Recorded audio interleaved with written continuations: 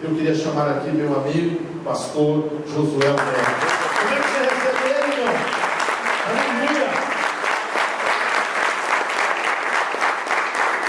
Sabe, irmãos, pastor Josué, ele é uma referência para mim, né? Nos ajudou muito no casarão há 20 anos atrás, 15 anos atrás, né? Ajudou muito o pastor Almir, ajudou muito a nossa banda, o Pavão, o nosso ministério de louvor. Sempre tivemos muito ligado, uma relação muito próxima, o casarão e o pastor Josué. E agora ele está nos ajudando, agora ele está compartilhando mais tempo junto conosco.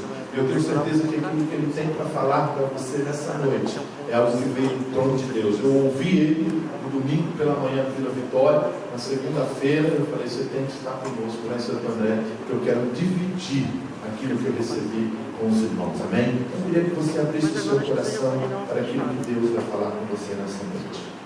Senhor Deus, Pai, obrigado pela vida do teu filho, Pai. Obrigado pela vida da sua esposa Alice, Senhor. Obrigado por esse casal amado, Senhor, que deixaram a sua cidade e vieram até aqui para ser ferramentas e instrumentos nas tuas mãos para abençoar as nossas vidas. Usa-o com graça, Senhor, como sempre o Senhor tem usado, em nome de Jesus.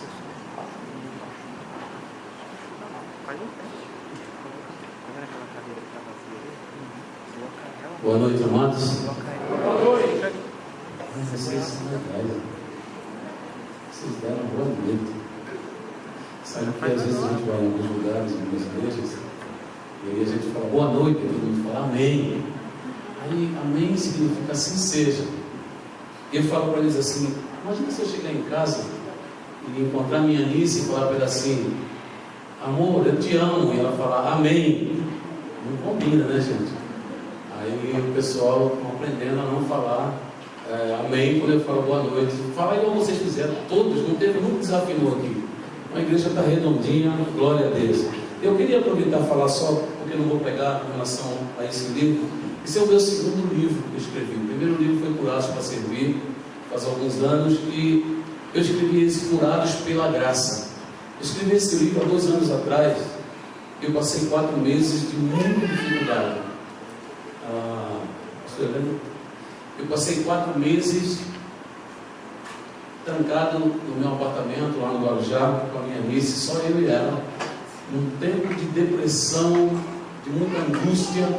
Eu não queria nem que abrisse a cortina do nosso apartamento. Foi um tempo muito difícil. Eu sempre sou conhecido como o pastor da graça, que dá graça para todo mundo, mas eu tive dificuldade em dar graça para mim, de liberar graça para a minha vida própria. E foi muito sofrimento, nós sofremos muito por isso. Mas nesse período o Senhor me abraçou, começou a me ensinar algumas coisas para mim.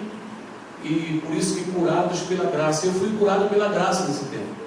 Quando eu achava que eu conhecia a graça, eu ainda não conhecia. Aliás, acho que nós nunca vamos chegar no fundo desse mar do amor de Deus, da graça de Deus. Se você pensa que você sabe o que é graça, é muito mais do que isso. Talvez o que você saiba, mesmo sendo o máximo, seja simplesmente o começo, né, desse mar, desse rio de amor de Deus. Amém ou não amém? Então eu trouxe alguns livros, alguns exemplares aí. Se você quiser abençoar o meu ministério, Curados pela Graça, uma cópia custa R$20. Se você levar 3 para presentear, você paga 50. Amém ou não amém? Até porque eu pastoreava no Guarujá, a comunidade vida cristã. Então nós transferimos a igreja para o nosso genro e para a nossa filha, pastor Vinho, pastora Marcela, minha filha. Nós somos casados, eu e a Alice, há 34 anos. Temos 2 filhas, a Marcela é pastora e psicóloga, e a Karina, que é esteticista.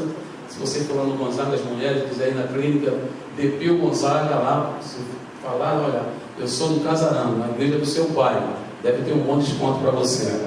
Ela se vira lá para fazer esse desconto, né? Gente, eu quero dizer para você que eu estou muito feliz de estar aqui. Na verdade, eu estou aqui desde as 11h30, mais ou menos, cheguei em Santo André. E, gente, eu disse para o pastor Heleno que eu não precisaria nem passar pelo culto, porque eu já poderia ir para casa, porque eu já fui muito abençoado. Mas também seria um egoísmo não compartilhar com vocês também da bênção de Deus. E Deus me abençoou tanto, nós fomos recebidos pelo nosso querido Mário e a Marta. E eu queria até já, queria deixar um livro aqui. Essa dedicatória, essa letra bonita não é a minha, é da Anícia, viu? Eu queria entregar aqui para o Mário, para a Marta, para essa família tão especial. Deus abençoe, viu? De coração. A Alice fez uma dedicatória, ela tem uma letra de professora, e eu só dei uma rabiscada assim, para você pensar que é a minha letra. Mas nós fomos recebidos com muito carinho, tratado todo e arroz solto hoje. Muito, muito gostoso. E nós chegamos aqui, e nós fomos recebidos aqui pelos irmãos lá que estão aí na recepção, pelos obreiros, com tanto carinho. Mas o maior carinho que eu percebi foi o carinho de Deus aqui nesse lugar. A Alice falou assim: puxa, que lugar agradável. Eu falei: mas a gente já foi em outros prédios, mas tem alguma coisa a mais aqui. Eu queria que você valorizasse essa casa. Eu queria parabenizar o Ministério do Louvor, os músicos, o vocalista. Que bom você poder chegar na igreja. Às vezes a gente não valoriza muito, né? Às vezes a gente tem uma facilidade a mais para perceber as mancadas dos músicos.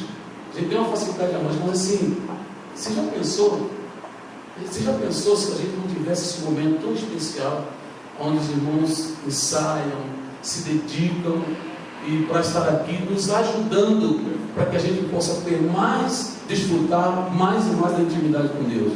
Eu não sei se você já algum dia você foi tão abençoado pela adoração, que você tirou uma oferta e deu para um baterista, para um guitarrista, para um contrabaixista, para um violão, não sei, vocal. Não sei se você já fez isso na sua vida. Pense sobre isso. Pense sobre isso. Você recebe da unção que você respeita. Amém ou não amém? Você recebe da unção que você respeita. Eu quero parabenizar o Ministério do Louvor. Está redondinho, viu, pastor? Augusto, você sabe que eu sou músico chato, né? Eu tive o privilégio eu fui músico profissional, saxofonista, e tive o privilégio de tocar com alguns irmãos. Por exemplo, viajei muito com o pastor Ademar de Campos, com Azaf Borba, com o Daniel Souza. Fiz toda a regência dos CDs, frutos do Espírito dele, e ajudei no casarão também, como o pastor falou aqui. E eu fico muito feliz quando eu chego numa casa e a gente tem músicos dedicados. Eu sei que talvez você possa, mas eu ainda não sou aquilo, mas você é uma bênção. Deus abençoe, viu? A palavra que eu quero compartilhar com vocês hoje, o tema é resgatando o seu profeta para tomar posse do novo tempo, ou de um novo tempo. Eu quero falar aqui nessa noite, na verdade, a intenção é lembrar você, é fazer você perceber que está acontecendo alguma coisa. Amém ou não amém? Que está acontecendo um novo de Deus aqui na comunidade Casarão de Santo André. Existe algo novo. Quando eu acabei de falar essa frase agora, eu percebo a presença de Deus aqui na minha vida. É como se o Espírito Santo dissesse assim: ó, fala bastante isso, porque é isso que eu quero para essa casa aqui. Então, Deus tem coisas novas para você. Então, resgatando o seu profeta para tomar posse do novo tempo. O novo de Deus. Talvez você tenha está vivendo tempos que você ora, que você espera alguma coisa acontecer, que você espera alguma mudança, que você espera de repente algo acontecer para que você possa sair de um ponto para estar no outro. E eu vim como um profeta de Deus nessa noite. Eu vim declarar, eu vim falar sobre esse novo. Eu vim dar uma chave para você. E talvez você vai se identificar. E se você identificar, faça alguma coisa, por favor. Sabe por quê, gente? Porque ninguém vai tomar posse do que é novo sem uma atitude, sem um movimento, sem uma decisão tomada. Não dá para você sair do velho e entrar no novo, você acomodado, tranquilo. E Deus, Ele está fazendo coisas novas nesse tempo. E é preciso que a gente entenda que quando Deus começa a fazer coisas novas e coisas novas na vida da gente, preste bem atenção, algumas coisas precedem aquilo que é novo. Eu vim aqui nessa noite para animar vocês a não estarem inquietos, ou preocupados, ou perturbados quando o futuro começar a se movimentar. Porque Deus, Ele tem preparado algo novo e lindo para a sua vida e para a comunidade Casarão de Santo André. Você vai perceber que eu vou repetir bastante isso, porque isso aqui não é uma frase de efeito, isso aqui é uma verdade de Deus. E você vai precisar me acolher nessa noite, vai receber essa palavra, porque é para você, é para a sua família, é para a sua casa, é para a sua empresa, é para os seus filhos, até aquele filho que você tem chorado lágrimas. Deus tem um novo tempo. tempo para Ele, em nome de Jesus. A Bíblia diz que aquele que começou a boa obra em vós, Ele vai concluir até o dia de Cristo. Presta atenção, você pode estar passando de repente pela pior tempestade da sua vida. É bem possível que isso esteja acontecendo. Mas olha só, a pior tempestade da sua vida não é um indício de uma tragédia. Não, claro que não. Pode ser um sinal de que as placas tectônicas estão se movendo e novos continentes já vão surgir diante dos seus olhos. Então, quando você perceber, ou se você está percebendo que as coisas estão ficando mais difíceis, que parece que você está andando para frente, mas está indo para trás, que parece que as coisas não deram certo, talvez durante a semana você recebeu notícias difíceis, entenda, isso não é uma tragédia, isso é um movimento, porque você está em direção ao novo de Deus. Uma das coisas que eu sempre gosto de reafirmar na vida dos irmãos é que você está nas mãos de um Deus soberano. E independente da circunstância, eu preciso ter essa convicção. Nós estamos nas mãos de um Deus soberano. O seu Deus não é um Deus que trabalha com improviso. Ele trabalha com sinais claros, evidentes. Ele age de maneira surpreendente, mas sempre muito previsível.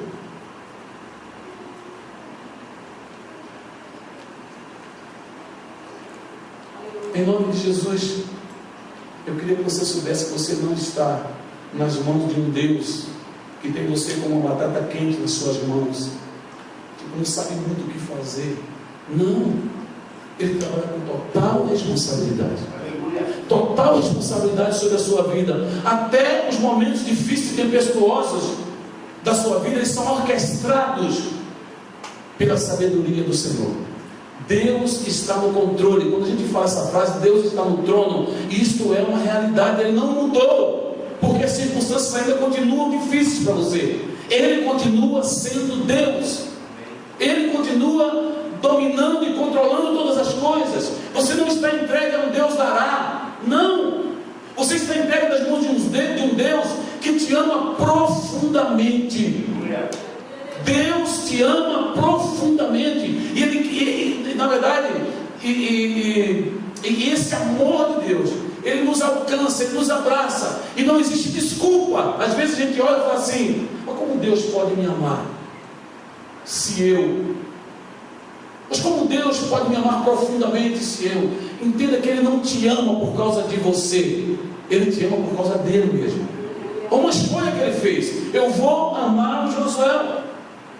Eu vou amar você. É assim, Ele decidiu amar você. Eu sempre falo que, por exemplo, a teologia de Pedro, a diferença da teologia de Pedro e da teologia de João, dos apóstolos.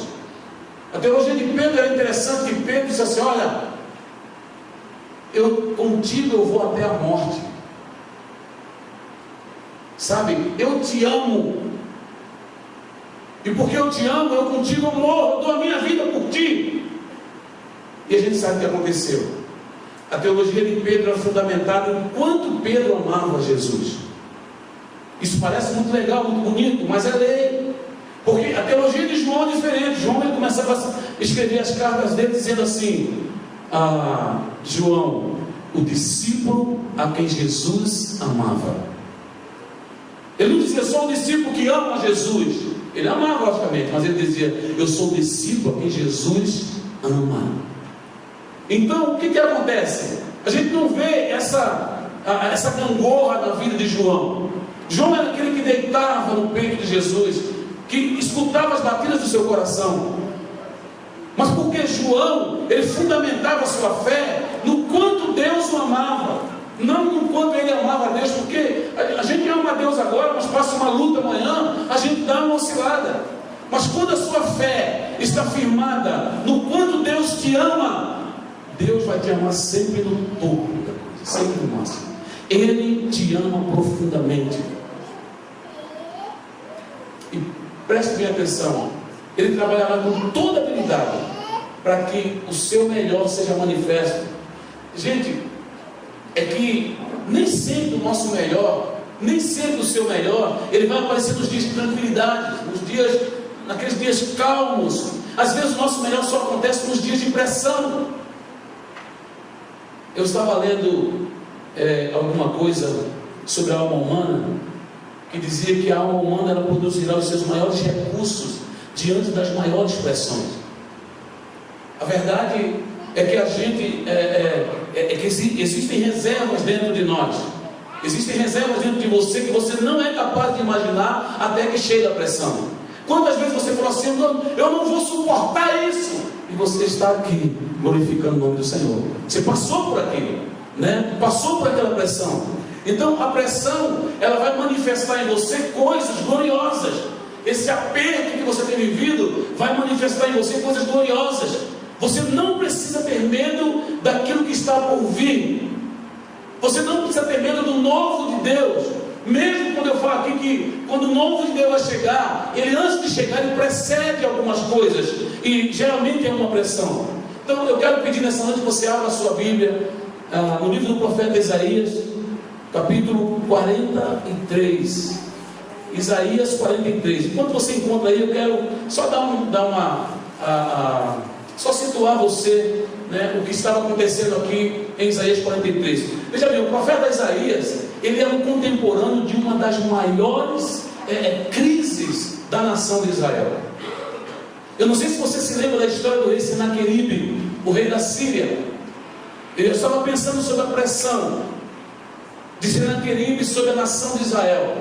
E essa história está lá em Isaías 36 e 37, você pode ler em casa, anota aí. Mas como o rei de Israel estava assustado com a pressão que o rei Senaqueribe havia, na verdade, imprimido sobre ele.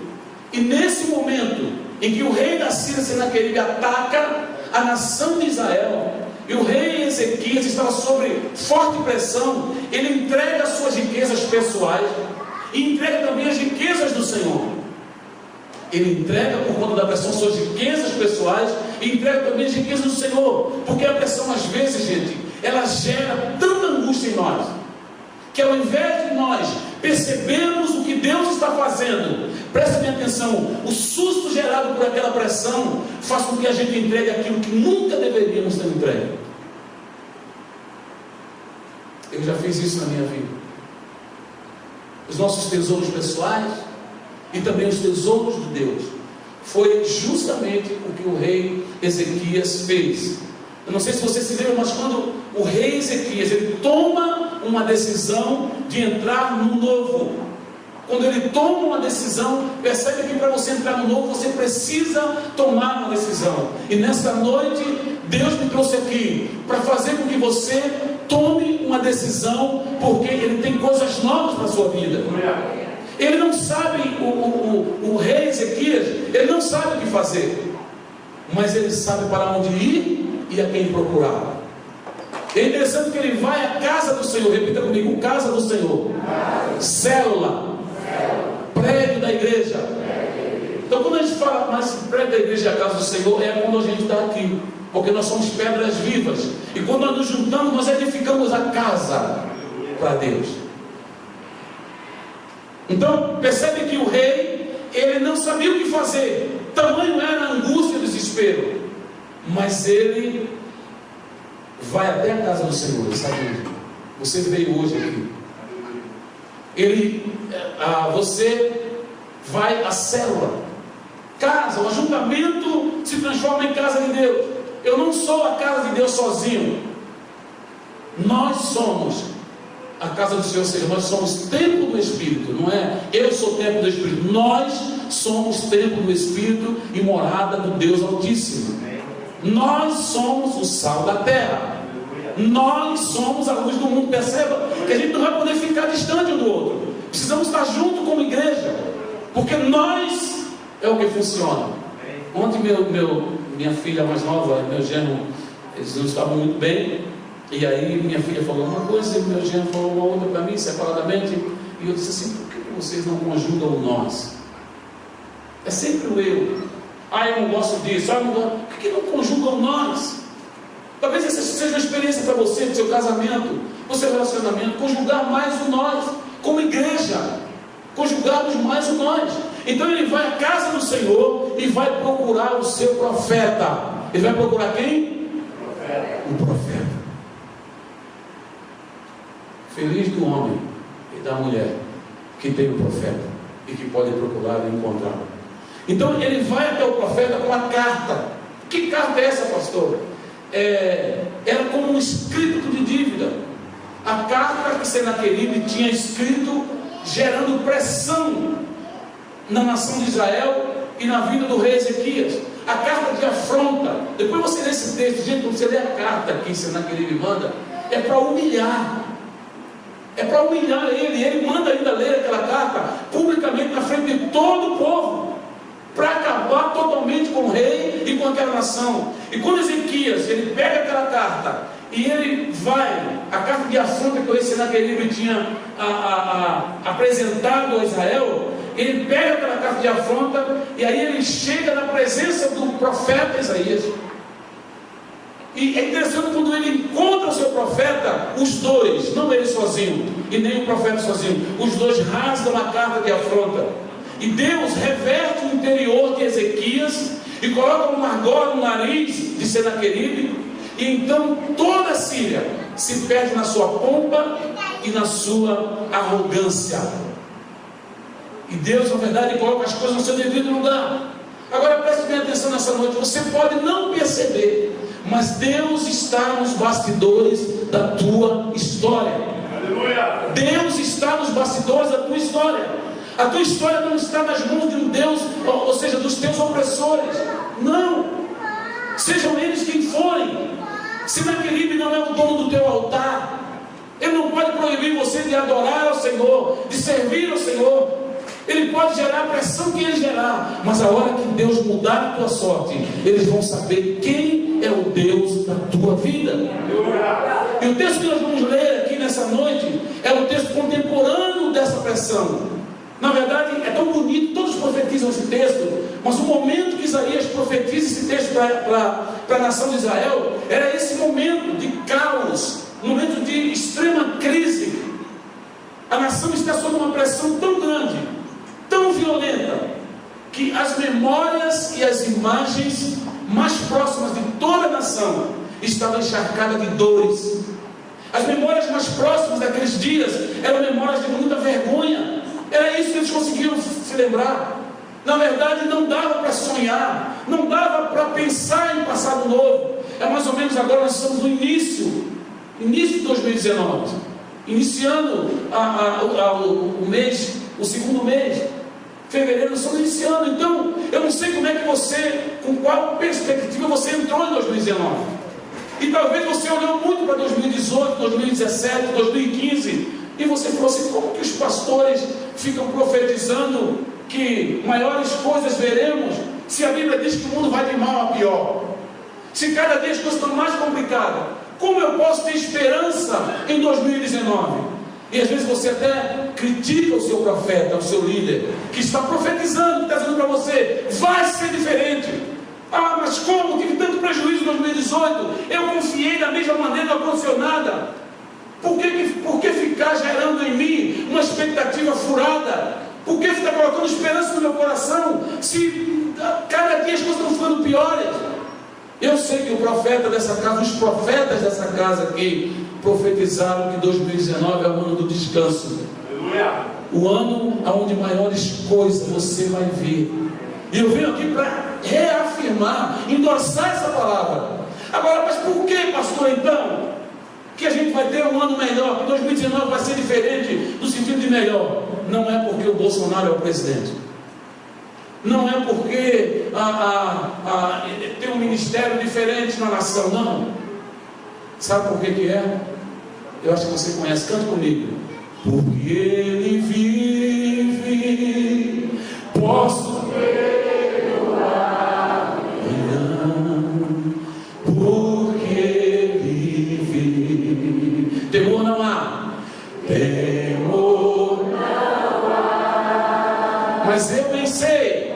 Mas eu pensei, eu sei que a minha vida vida. Está no meu Jesus. Aleluia! Dê uma pausa ao Senhor. Porque Ele vive, eu posso crer no amanhã. Porque Ele vive, eu posso crer no amanhã. Essa é a nossa convicção. É diferente daqueles que não têm esperança. Você pode ter esperança. Não importa as circunstâncias que têm perturbado você, que têm afligido você.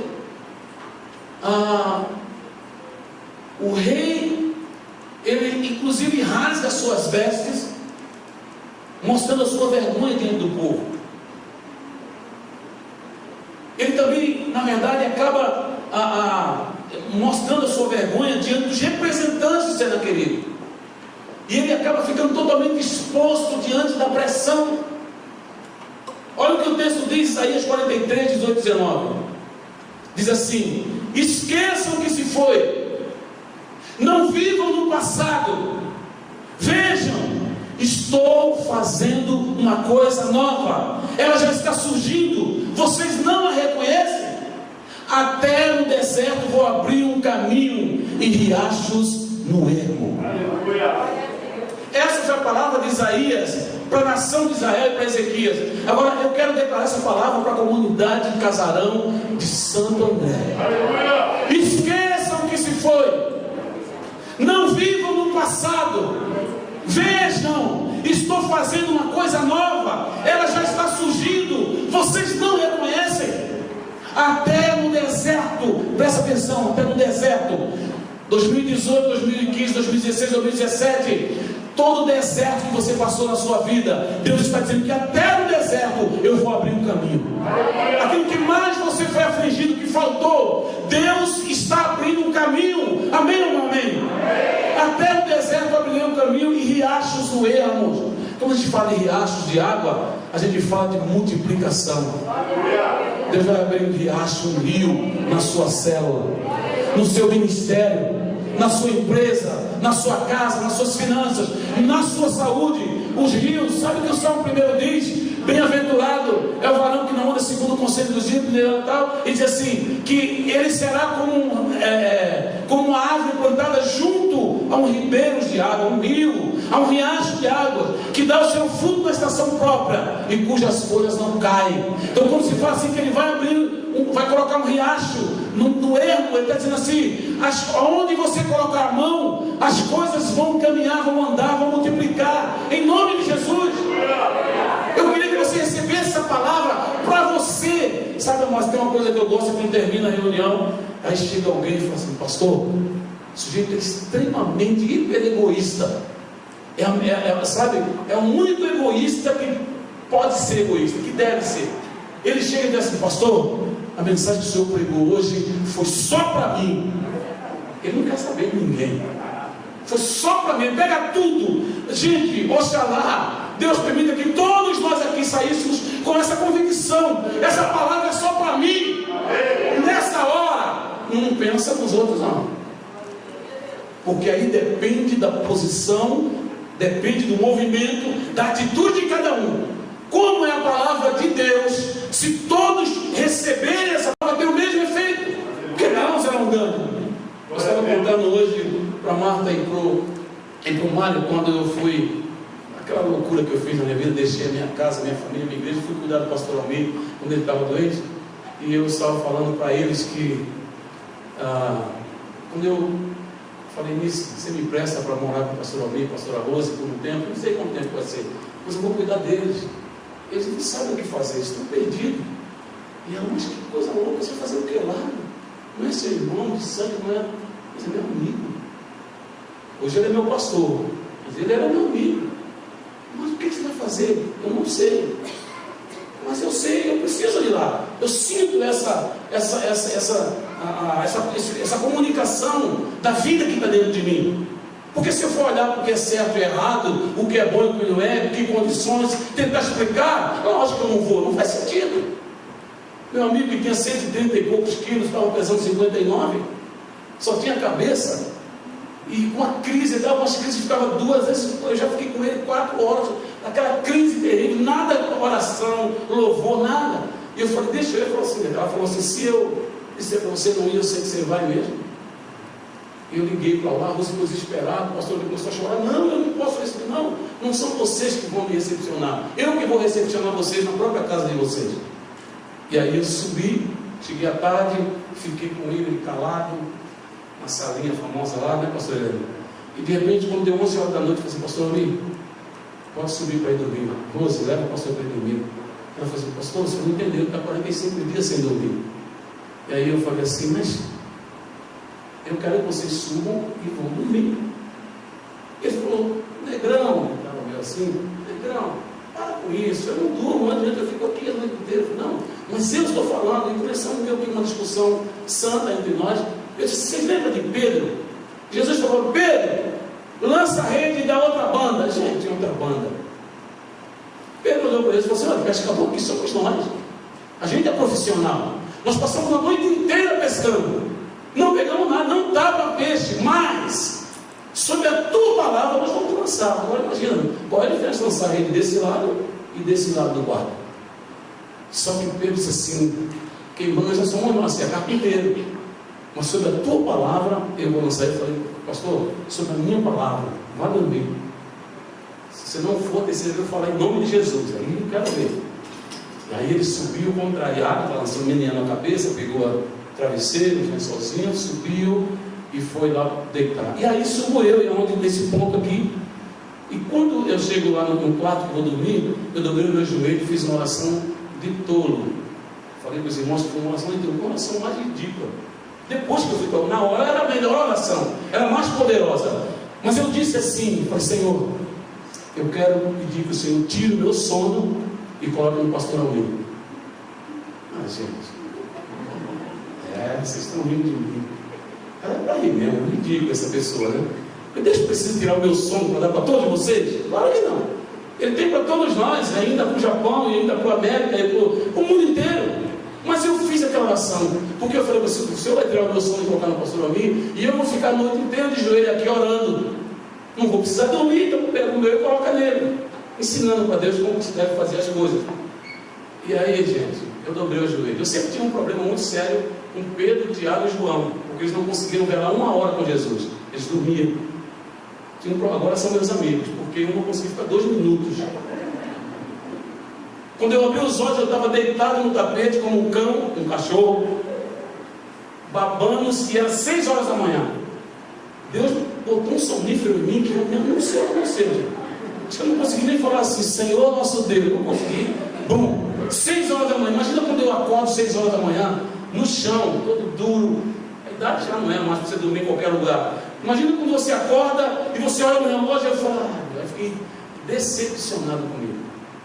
Uma decepção total, por quê? Se ele não tirou meu sono, eu dormi até no chão, o sono não foi o pastor Almir, ele passou a noite inteira acordado. Levantei, me ajeitei, desci lá na sala lá embaixo e fiquei lendo um pouco, e aí, e nada dele saindo do quarto. Mas eu não estava crendo que tinha acontecido alguma coisa. 8 horas, a pastora Rose saiu assim em cima e falou, bom dia, pastor Josué. Eu falei, bom dia, pastor Almir. E aí ela falou assim, eu não sei o que aconteceu, mas ele dormiu a noite inteira, acordou agora. Me ajuda aí, dê um aplauso a esse Deus. Isso é coisa de Deus. Isso é coisa de Deus. Sabe? E aí eu fiquei super feliz. E aquilo, na verdade, foi o meu ingresso. A partir dali eles me deram liberdade de morar com eles lá. E aí a gente começou aquele processo que vocês, muitos de vocês conhecem. Mas assim, abrir, na verdade, ele vai colocar riachos no ermo. Ele vai fazer coisas novas. Na verdade, ele está dizendo aqui que já está fazendo. E ele ainda pensa, vocês não estão percebendo. A pergunta nessa noite para você, meu irmão, minha irmã que veio aqui, você não está percebendo o novo de Deus? Então, o profeta Isaías, ele está usando aqui a palavra como uma referência espiritual para o povo, mas usando também a palavra como uma referência emocional também. Por quê? Porque Isaías, ele está simplesmente corrigindo Isaías está aqui corrigindo o modelo mental e visual baseado na dor e na vergonha. Eles não conseguiam ver o novo, porque quando eles pensavam em alguma coisa, eles só tinham exemplos negativos, vergonha, dor, e aí eles não conseguem criar uma nova imagem. Talvez você não consiga ver saída para você, saída para o seu filho, saída para o casamento, saída para as suas finanças. Não consegue ver porque você só olha um montante, o tanto, a situação com que o seu esposo está envolvido, ou qualquer ente querido da sua família. Isaías está dizendo para eles assim: ei, substituam os registros negativos que estão em vocês por uma perspectiva em Deus. Aleluia. É isso que ele está dizendo. Porque você nunca vai entrar em um tempo novo se você ainda estiver conectado em um tempo velho. Você tem que largar o tempo velho. Por exemplo, isso aqui é o novo de Deus, isso aqui é o velho. E aí Deus fala para mim: Josué, eu tenho um novo para você, toma posse do novo. E eu: vai, Josué, vai. Senhor, eu não consigo. Por quê? Porque eu estou segurando aqui, estou ocupado com o velho. E aí ele vai dizer: larga o novo, o velho, e pega o novo. Glória a Deus. Você só vai desfrutar do novo se você se desconectar do que é velho, do que passou. E gente, passado é até algo que aconteceu há um segundo atrás, já é passado. Aleluia. Deus tem um novo para você. Glória a Deus. Deus tem um novo. E por isso que em Jeremias 33:3 diz assim: clama a mim e responder-te-ei, anunciar-te-ei coisas grandes e firmes que você ainda não sabe. Porque o novo a gente desconhece, mas Deus tem coisas boas. O novo de Deus é bom. Amém. Ele disse assim: porque eu sei os pensamentos que tenho sobre vós, pensamento de paz e não de mal, para dar a cada um o fim que desejasse. Esse é o novo de Deus. O escritor aos Hebreus, ele diz que se você não remover o primeiro, o segundo não vai entrar. Então remova o primeiro para que se estabeleça o segundo na sua vida. E preste atenção: se você não tiver forças para se movimentar do passado para o futuro, você será refém da dor, você será refém da angústia que as experiências estão produzindo na sua vida. Então é necessário você se movimentar, é necessário que você largue as muletas, as desculpas que causam dores, que causam vergonha, que causam angústia na sua vida, e olhe para o futuro, onde estarão os teus melhores dias. Os teus melhores dias não estão no teu passado, eles estão no teu futuro, em nome de Jesus. Tem uma canção que o papai, quando era pequeno, nós já botamos os Guararapes, ele cantava. Eu não me lembro da melodia, mas a letra dizia assim: que é no teu futuro lá que estão os teus melhores dias. Então nessa noite, eu espero que você me acolha como alguém que está profetizando para a sua vida. Glória a Deus. Porque se você receber um profeta, no caráter de profeta, você receberá o galardão do profeta. Mateus capítulo 10, verso 41 fala sobre isso. Então eu não estou arrogando aqui para mim um título de profeta. Preste bem atenção. Eu estou aqui arrogando uma perspectiva de uma palavra profética para a sua vida. E se você receber essa palavra essa noite, pode ser que nesta mesma noite ainda um ciclo possa se findar em sua vida e um novo ciclo comece a acontecer. E eu vim aqui tão certo disso, gente. Aleluia.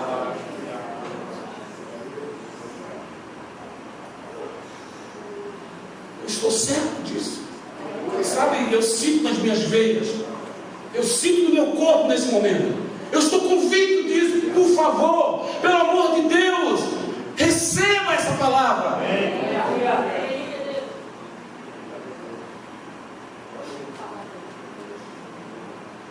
São essas palavras que o profeta Isaías está usando para quebrar a rotina da nação de Israel, que estava sofrendo, cheia de dores. Gente, eu sei como é difícil passar para o momento seguinte, mesmo quando a gente não quer conviver com a dor do que passou. Esse livro é uma resposta de Deus para esse momento que eu não conseguia sair do meu lugar para ir para o novo. Ele tinha um novo. Jamais eu imaginaria que eu estaria onde eu estou hoje aqui. Eu falo, ele acha que é brincadeira minha, mas eu sou fã do pastor Heleno e da Ruth, sou fã dele, desde o começo. Primeiro, uma coisa, ele é muito chique, eu tenho vontade de ser chique na minha vida, um dia eu chego lá. E aí eu já fico, né? Mas uma coisa que me chama muito do pastor Heleno é a maneira com que ele me trata. Eu sei que é apesar de mim, não é por causa de mim, é apesar de mim, mas o amor. E toda vez que eu olho para ele, eu tenho um pouco da noção do que é o amor de Deus e a graça de Deus. Porque Deus amou você de graça, viu? Não é porque você é bonito, porque você é dizimista, porque você faz, não. Ele amou você de graça. E eu me sinto assim, pastor, com você. Às vezes você fala os negócios ali, eu estou tremendo ali, né? Porque às vezes eu começo a falar, meu Deus, quem é esse cara que ele está falando? De quem será? Quem será esse preditor? Porque ele me convidou, vai estar falando de um. Veja bem, eu quero com muito respeito informar a você que os teus piores desafios não estão no seu futuro, mas estão no seu passado. Os teus piores desafios não estão no teu futuro, estão no teu passado. Por quê? Porque romper com o passado é mais complexo do que se vocês caminhassem na direção do futuro. Por isso você precisa resgatar o seu profeta para tomar posse do que é novo. Então essa noite, não esqueça o que eu vou te dizer. Deus já começou a fazer uma coisa nova na sua vida. Pelo amor de Deus, perceba isso. Existem detalhes que Ele está fazendo, há sinais de que Ele já está agindo, e você precisa se preparar para o novo de Deus. É com essa perspectiva que a gente deve acordar todos os dias. O Davi, mesmo na segunda-feira, quando ele acordava, ele dava fazia aquele alongamento, e ele dizia assim: este é o dia que o Senhor nos fez, regozijemo-nos e alegremos-nos nele. Era assim que o Davi se levantava, com essa perspectiva desse novo. Ele não levantava dizendo: meu Deus, hoje vai ser, tem que pagar aquilo, tem que fazer aquilo, como é que vai ser hoje? Meu Deus, semana passada foi tão complicado, começar de segunda-feira, não. Este é o dia que o Senhor nos fez, regozijemos-nos e alegremos-nos nele. Ou seja, a perspectiva de Davi era de se regozijar em Deus e se alegrar em, pastor, mas se no dia tivesse difícil, ele continuava se regozijando no Senhor e se alegrando no Senhor. Olha a perspectiva desse. Então Isaías, o profeta, ele nos ensina como se movimentar do velho para o novo. Olha a lição que ele nos dá. Como que faz isso? Primeiro, ele não sabe o que fazer, mas ele sabe para onde ir, a quem procurar. E ele vai até a casa do Senhor. Ele vai até a célula. Ele não desiste da célula, porque está passando por luta, porque de repente não está ouvindo o que ele quer ouvir lá, porque não tem as pessoas que ele achava que devia estar lá, ou porque ele pensa que ele sabe mais do que o líder. Não! Ele vai até a casa do Senhor, e ele vai procurar o profeta. O seu profeta pode ser o seu líder de célula, o seu discipulador, o seu pastor. Para as mulheres, pais de vocês, pode ser deve ser o seu esposo. Tem muitas mulheres que no casamento não tem profeta. Mesmo Deus, não foi Jesus, Deus, em Gênesis 3,16, dizendo assim, quando ele vem prestar contas com a serpente, com Adão e com Eva, quando chega na hora de Eva, ele fala assim: você vai dar a luz a partir de agora com dores. E aí vem a pior, na cabeça das feministas e na cabeça dos incrédulos sem revelação, vem a pior parte. Ele diz assim para Eva, diz assim: o teu desejo será para o teu marido. E vai ficar mais profundo ainda, e ele te dominará. Hello? Eu sei que alguns homens ficam: uau, Deus não deu esse poder? Deu, gente. Ele deu. O teu desejo, nem tirou o desejo da mulher. O teu desejo será para o teu marido e ele te dominará. Pastor, isso é uma loucura, isso não existe. Eu devo vivenciar isso na minha casa. E se o teu desejo será para o teu marido, sabe o que ele está dizendo?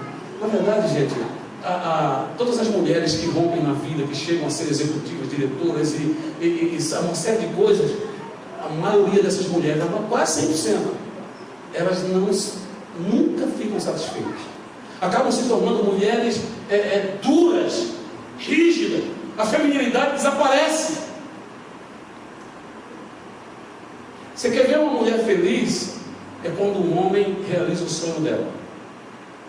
Eu me lembro de uma entrevista naquela época, que há muitos anos atrás, a Xuxa estava numa entrevista e ela disse assim: vocês pensam, para que uma mulher vai precisar de um homem? Tinha o glamour no auge, dinheiro, tudo que ela queria. Pegou até um homem de aluguel para fazer uma filha. Mas ela disse: vocês pensam que eu sou infeliz no amor? Fui abusada pelo meu tio, fui abusada por isso, fui abusada por isso, fui abusada por esse. No Fantástico ela está falando e chorando. E por isso que eu não sou feliz. Olha, precisa de um homem para ser feliz? A questão não é essa. Passaram-se alguns anos, ela arrumou um namoradinho. O sujeito não era da mídia, mas era um namorado dela. E eu vi a entrevista dela dizendo assim: eu estou vivendo os melhores momentos da minha vida, meu tempo. Eu agora estou namorando. Fala o nome do sujeito. O namoro pode gerar isso. Sabe, gente, vou dizer um negócio para você. O teu desejo será para o teu marido. Quando um homem, ele assume, porque aqui, não pense que isso é difícil para a mulher é fácil. Às vezes pode ser difícil para nós, que não temos fé, que não queremos ficar nessa posição. Eu sempre digo lá em casa, eu sempre falo lá em casa, a Anice ia fazer aniversário, e naquela época, faz tempo já, tinha saído, tinha um notebook, tinha um netbook que era pequenininho, né? E ela era pirada atrás do negócio dele, ficava falando: não, a gente tinha computador em casa, um notebook e um monte de coisa. E aí, para que comprar? Mas no dia do aniversário, minha filha tinha perdido o namorado, tinha sido mandada embora do serviço, desempregada, estava no carro, estava meio que deprê, e ela chegou para mim: pai, eu queria dar um presente para a mãe. Eu falei: você não dá? Era o dia das mães. Por que você não dá? Eu falei: não tenho dinheiro, estou desempregado, estou falida e tal. Eu falei: tá bom, vamos lá. Aí a gente foi na Calunga, e aí eu sabia, porque você é homem, tem que ficar esperto no que a tua mulher está falando, porque ela está sinalizando. Se você quer fazer uma presença boa, santa, tem que ficar esperto. Ô mulher, não faça isso com seu marido agora não, é ruim isso aí. Gente, eu já passei muito por isso, já levei catucada. Se liga ele, se fumar com ele. Faça não, por favor. Gente, se você tivesse aqui nessa posição, agora homens, não me vergonha na cara dessas cabeções, por favor, né? Não precisa também expor, não expõe não, porque eu não sou profeta. Você expor seu profeta, a coisa vai ficar complicada. Bom, mas deixa eu terminar. E aí nós fomos lá, compramos, eu comprei para ela, e aí ficou no carro. Não, deixa no carro, minha filha é muito ansiosa, ela quer entregar as coisas antes do tempo, a mais nova. Colocamos no carro e tal. No domingo eu fui para o culto de manhã, a Anice foi em casa com a minha filha. Quando eu cheguei, minha filha já estava na garagem do prédio para pegar, para dar para a mãe, tipo na hora do almoço. Gente, aí ela pegou, subiu. Quando ela subiu, que ela deu um netbook para a Anice, que ela começou a descascar aquele pacote, né, rasgar e tirar. Quando ela viu, ao invés dela, ela estava recebendo de quem? Era dia das mães, estava recebendo da filha, né? Ao invés dela lascar um beijo na filha, um abraço, ela começou a gritar e veio na minha direção me agarrar. E eu falei assim: para, não, que isso? Foi sua filha que deu. Não, por quê? Lógico que ela sabia que a filha estava falida, desempregada, não tinha dinheiro. Quem deu foi o pai. Foi o papai aqui. Então eu venho correndo, porque a Bíblia diz assim: o teu desejo será para o teu marido, e ele te dominará. Gente, a sensação que eu tinha, que naquela hora Alice veio para mim, e é como se ela dissesse assim: olha, me beija, sabe, tipo assim, me agarra, me bota no chão, sabe, me prende na parede com uma lagartixa, me domina, faz o que quiser. Gente, a alegria dela. E para mim, ela veio para mim, é assim, né? Agora, aquele foi um presente caro. Mas um dia eu estava descendo de Mauá, parei no semáforo, vamos embora já, e tinha uma baiana daquelas baianas. Não é pecado comer cocada de baiana não, meu irmão, porque se você beber alguma coisa mortífera, não lhe fará dano algum. É só dar graça, né? É só dando graça. E aí eu vi aquela cocada, eu iniciei uma cocada daquela bem feita. Eu comprei uma cocada, R$2,50 naquela época. Mas ela estava com vontade. Não precisa ter noção de Deus para perceber. Não precisa ser um presente, né? Um notebook, um carro. Pode ser também, deve ser. Mas eu quero dizer para você que não é essa a questão.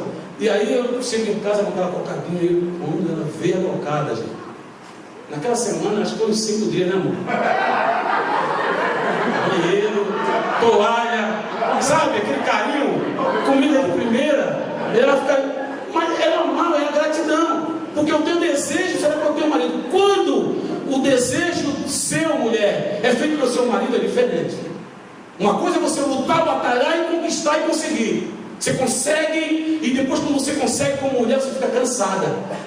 E aí a tendência é a justiça própria. Eu lutei, eu consegui. E aí vai pisar no marido.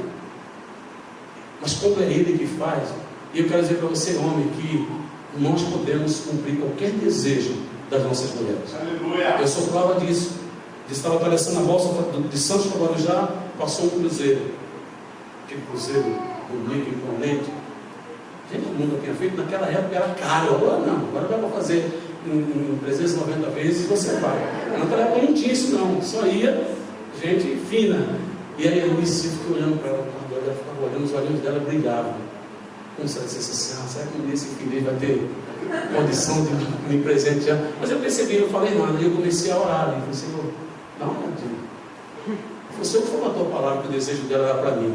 O desejo dela é responsabilidade minha, mas o Senhor sabe a minha condição. Mas eu tenho o Senhor. Gente, de verdade, no dia seguinte eu fui atender o pessoal no centro de Santos, recebi um telefonema de um amigo que disse assim, pastor, eu comprei 4 ingressos no voucher para você fazer um cruzeiro. 4 dias. No outro dia, eu falei, meu Deus do céu, de verdade. Falei assim, olha, e é VIP. Você não vai nas comportas, não, você vai naquela cabine que é externa, sabe? Coisa chique mesmo. E eu lembrei já. Como é fácil cumprir o desejo de uma mulher quando você está ligado, quando você quer cumprir o que... Porque foi Deus que falou que o desejo dela era para você. Então Ele é o responsável. Amém ou não amém? É Ele que é o responsável. E aí eu fiquei super feliz quando eu cheguei em casa. Antes de chegar em casa, para dar notícia para a Nice e para as minhas 2 meninas, porque era para mim, para ela e para as nossas 2 filhas ali, que estavam com a gente. Agora são casadas. E aí antes de eu chegar, ligou de novo o mesmo amigo e disse assim, pastor, me passa o número da sua conta. Quando você vai para um lugar desse, as mulheres gostam de comprar algumas coisas, roupa, biquíni, maiô, não sei o que e tal. Então eu vou colocar um dinheiro na sua conta, aí você leva elas para o shopping, para elas estourarem tudinho. Gente, assim, isso, fala o Senhor. Homens, fiquem espertos. Descubra o meu desejo à sua mulher. Gente, a pregação não é essa não, eu já estou fora aqui do negócio. Acho que foi quando a irmã deu uma catucada no marido que aí eu saí para lá. Ah, Jesus. Mas Isaías, ele vai até a casa do Senhor e ele procura um profeta. Você tem que ter um profeta. Olha o que Jesus disse em Mateus capítulo 10, versículo 41 e 42. Mateus 10, 41 e 42. Vamos ler, vou ler rápido para a gente ganhar um tempo. Quem recebe o profeta, porque ele é profeta, ou na condição de profeta, ou no caráter de profeta, receberá a recompensa do profeta. E quem recebe um justo, porque ele é justo, receberá a recompensa de justo. E se alguém der, mesmo que seja apenas um copo d'água fria, a um desses pequeninos, porque ele é meu discípulo, eu lhes asseguro que não perderá a sua recompensa. Aleluia. Glória a Deus. Se você recebe um profeta no caráter de profeta, algumas traduções dizem na condição de profeta, tipo assim, o sujeito não é nem profeta, mas você coloca ele na posição de profeta, você vai receber o galardão do profeta. Glória a Deus. E isso faz me lembrar, quando a minha primeira viagem ao Peru, eu fui pregar no congresso internacional no Peru, tinha 9 pastores americanos, 2 cubanos, 1 coreano, tinha uns 300 pastores peruanos e só eu no Brasil. E naquela oportunidade eu sempre viajo com a Nice, mas eu fui só, foi a primeira vez. E gente, quando eu desci no aeroporto em Lima, tinha os irmãos lá esperando com o pastor, pensa na turma que eles começaram a pegar minha mala, pegaram tudo, meu iPad, minha bolsa, até o meu leite, eles pegaram tudo, tiraram das minhas mãos e eu fiquei, meu Deus do céu, se fosse lá em São Paulo, eu ia dizer que ia dar uma panela limpa em mim. Mas aí o pastor falou assim, pastor, fica tranquilo, porque eles querem honrar o Senhor.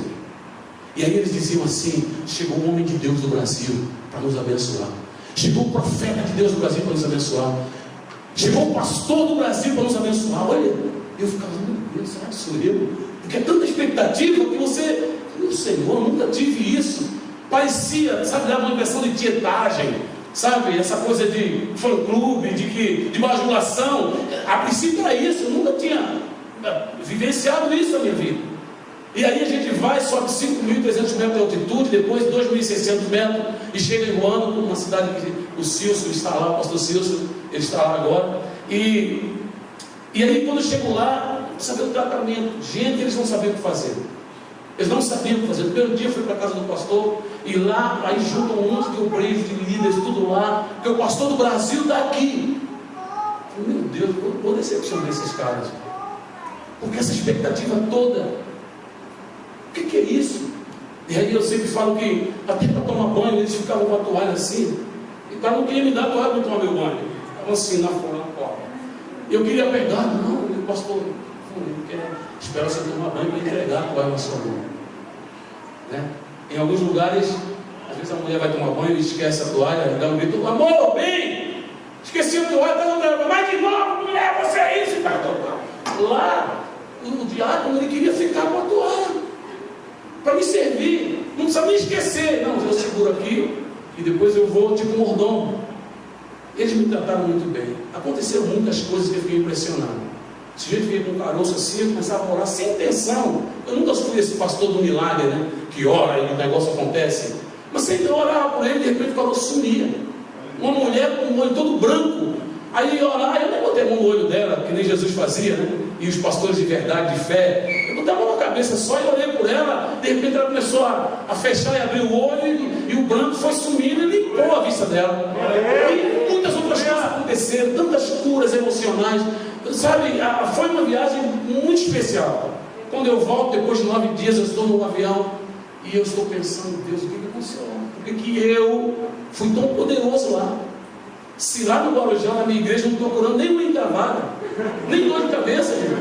E quando eu oro com dor de cabeça, eu nem pergunto no final assim, aí passou? Porque vai que eu pergunto e não passou. Então eu oro e vai acontecendo a cura e tal. Mas lá aconteceu, eu falei, Deus, por que isso?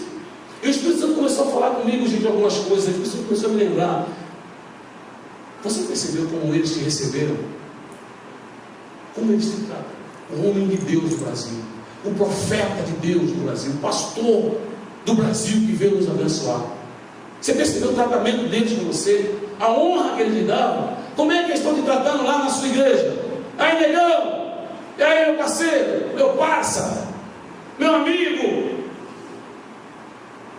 Outros assim, ei Josu, ei Josu, não tem nenhum problema de você ter intimidade com o seu pastor, com o seu profeta, com o seu líder de céu, com o seu discipulador, não tem, só que você tem que entender que se você recebe um amigo na condição de amigo, você recebe galardão de amigo, mas tem hora na nossa vida que precisa de um galardão, de uma unção profética. Aleluia! Tem hora do sobrenatural que a gente precisa de um profeta. E a gente precisa entender essa linha que é muito tênue, muito fina, muito estreita. Ah, pastor, o senhor está sugerindo bajular? Não estou sugerindo bajular, puxar o saco, nada disso. Honrar o profeta. Aquele que recebe um profeta, na condição de profeta, recebe galardão de profeta. Muitos de nós estamos perdendo muito. E às vezes a gente não sabe como que é, por que talvez a gente não reconheça um profeta. A gente até tem, mas nós não reconhecemos. Eu quero ver uns exemplos com você. Por exemplo, não sei se você já ouviu falar do jovem Eutico. Quantos já ouviram falar desse jovem Eutico da Bíblia? Beleza, poucas pessoas. Atos dos Apóstolos, capítulo 20, do versículo 9 ao 12. Versículo 9 ao 12, Atos 20, do versículo 9 ao 12. Diz assim: um jovem chamado Eutico, que estava sentado numa janela, adormeceu profundamente durante o longo discurso de Paulo. Repita comigo: longo. Vencido pelo sono, caiu do terceiro andar. Quando levantaram, estava morto. Paulo desceu, inclinou-se sobre o rapaz e o abraçou, dizendo: não fiquem alarmados, a alma dele ainda está nele, ou ele está vivo. Mas não ressuscitou o menino. O texto diz: então subiu novamente, partiu o pão e comeu. Depois continuou a falar até o amanhecer e foi embora. Levaram vivo o jovem o que muitos o consolou. Olha que situação. Paulo estava pregando e o discurso dele, a pregação dele, o sermão dele, foi até meia-noite. O menino estava na janela. Esse é um problema, a gente está na igreja e a gente não ser inteiro, não se entregar inteiro. Não, vou ficar só aqui. Você é um crente normal, como o meu cantinho. Alguns não vão nem frequentar a cela, não tem nenhum pecado nisso, mas existe um risco de você dormir ali e cair da janela. Eu não quero me envolver. Essa coisa de sentar em cima do muro, ficar em cima da janela, você nem está dentro nem está fora, e o profeta está pregando, meia-noite. De repente o menino começa a cochilar e de repente um sono profundo toma ele cai do terceiro andar. E aí começa o desespero, desce todo mundo correndo. Quando chega lá, ouve as batidas, tal, coloca a pulsação, ele morreu. Chama o pregador, chama o profeta. E o profeta desce, Paulo se inclina, abraça e só diz assim: olha, a alma ainda está dentro dele. Paulo, o que você vai fazer agora? Não, vou voltar e vou pregar. Ele volta, sobe os 3 andares e ele serve a Santa Ceia, pão e o vinho, e se estende a pregação dele, o sermão dele, até as 5 da manhã. Parece uma loucura, mas quando termina a reunião, todo mundo sai e o menino se levanta e ele leva o menino vivo para casa. Aleluia. Sabe o que isso significa, gente? Que a mesma pregação liberada pelo seu profeta, que lhe causou morte, é a mesma que vai trazer ressurreição para você. Então você não pode abrir mão do teu profeta. O pastor, o líder falou essa palavra dura para mim, eu não vou fazer mais isso. Não faça isso, porque a mesma palavra, o mesmo que falou aquela palavra dura, é o mesmo que tem a cura para você. A Bíblia diz que Deus faz a ferida e Deus liga a ferida também. Não troca o seu profeta, não abra mão. Você quer ver um exemplo interessante? Ana versus Eli. Lembra de Ana, a esposa de Eucana, que tinha uma concorrente que era Penina? 1 Samuel capítulo 1, versículo 9 a 18. 1 Samuel capítulo 1, versículo 9 a 18 diz assim: certa vez, quando terminou de comer e beber em Siló, estando o sacerdote Eli sentado numa cadeira junto à entrada do santuário do Senhor, Ana se levantou e, com a alma amargurada, chorou muito e orou ao Senhor, e fez um voto dizendo: ó Senhor dos exércitos, se tu deres atenção à humilhação de tua serva, te lembrares de mim e não te esqueceres de tua serva, mas lhe deres um filho, então eu o dedicarei ao Senhor por todos os dias de sua vida, e o seu cabelo e a sua barba nunca serão cortados. Enquanto ela continuava a orar diante do Senhor, Eli, que era o profeta, o sumo sacerdote dela, o pastor dela, observava a sua boca. Como Ana orava silenciosamente, seus lábios se mexiam, mas não se ouvia a sua voz. Então Eli pensou que ela estivesse embriagada e lhe disse: até quando você continuará embriagada? Abandone o vinho. Ana respondeu: não se trata disso, meu Senhor. Ela chama o cara de Senhor. Sou uma mulher muito angustiada, não bebi vinho nem bebida fermentada. Eu estava derramando a minha alma diante do Senhor. Não julgues a tua serva uma mulher vadia. Estou orando aqui até agora por causa de minha grande angústia e tristeza. Eli respondeu, o profeta respondeu: vá em paz, e que o Deus de Israel lhe conceda o que você pediu. Ela disse: espero que sejas benevolente com a tua serva. Se colocou como serva dele. Então ela seguiu seu caminho, comeu, e seu rosto já não estava mais abatido. Na manhã seguinte, eles se levantaram e adoraram o Senhor. Então voltaram para casa em Ramá. Eucana teve relações com sua mulher Ana, e o Senhor se lembrou dela. Assim Ana engravidou e no devido tempo deu à luz um filho, e deu-lhe o nome de Samuel, dizendo: eu o pedi ao Senhor. Olha, gente, que história. Você sabe dessa história de Ana? Eucana amava Ana mais do que Penina, que era outra mulher dele. Só que Ana era estéril e Penina não. Penina era aquela que era um fórum dentro do pensamento. Todo ano nascia um.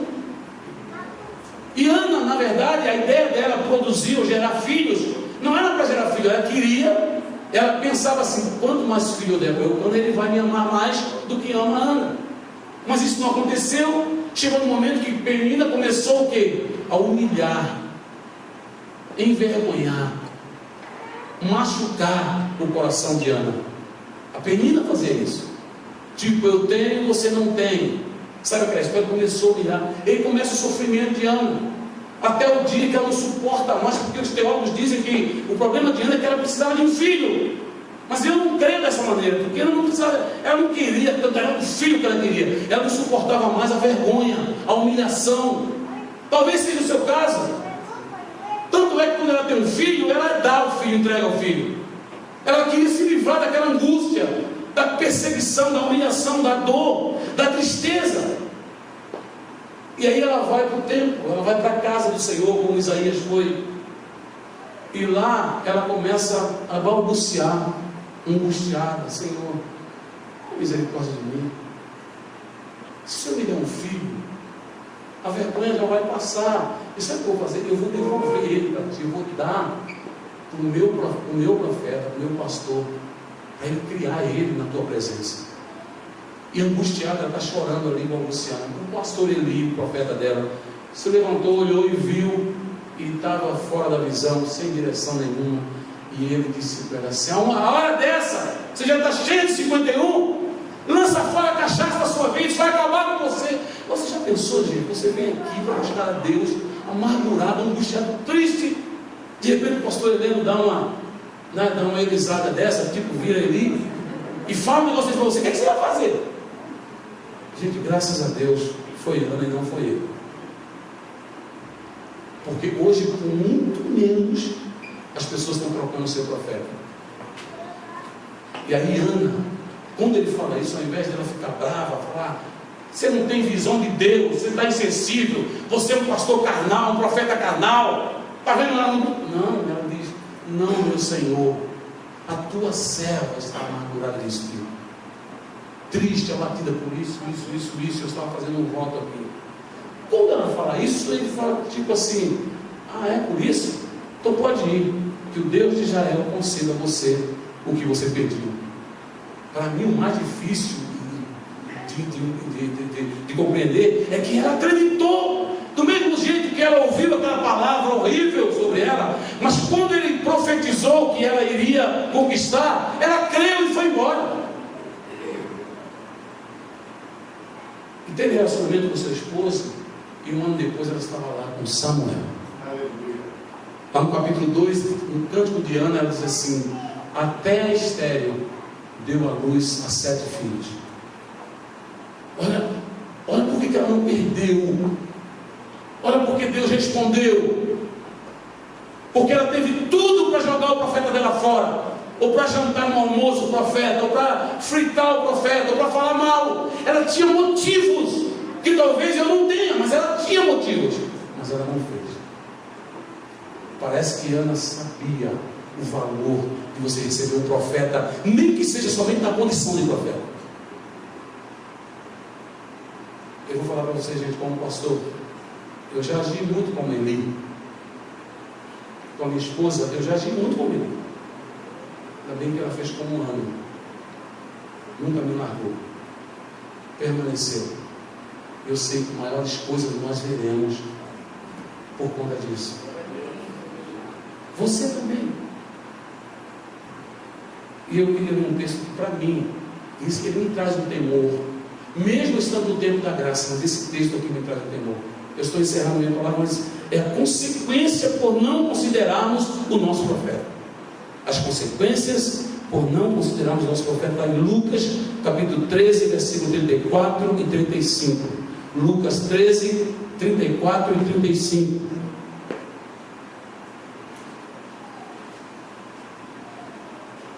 Lucas 13, 34 e 35 diz assim: Jesus está falando: Jerusalém, Jerusalém, você que mata os profetas e apedreja os que lhes são enviados, quantas vezes eu quis reunir os seus filhinhos, como a galinha reúne os seus pintinhos debaixo de suas asas, mas vocês não quiseram. Eis que a casa de vocês ficará deserta. Eu lhes digo que vocês não me verão mais, até que digam: Baruch Rabá, Beshem Adonai, ou seja, bendito o que vem em nome do Senhor.